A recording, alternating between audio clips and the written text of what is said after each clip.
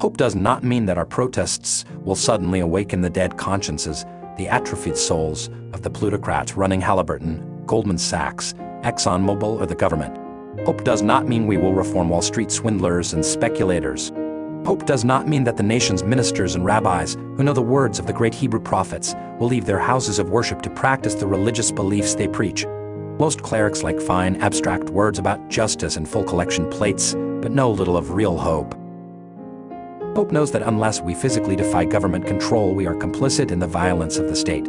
All who resist keep hope alive. All who succumb to fear, despair, and apathy become enemies of hope. Hope has a cost. Hope is not comfortable or easy. Hope requires personal risk.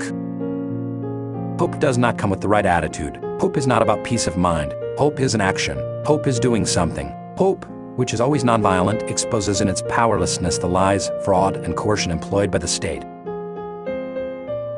Hope does not believe in force. Hope knows that an injustice visited on our neighbor is an injustice visited on us all. Hope sees in our enemy our own face. Hope is not for the practical and the sophisticated, the cynics and the complacent, the defeated and the fearful. Hope is what the corporate state, which saturates our airwaves with lies, seeks to obliterate.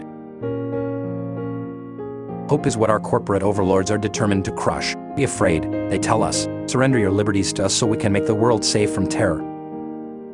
Don't resist. Embrace the alienation of our cheerful conformity.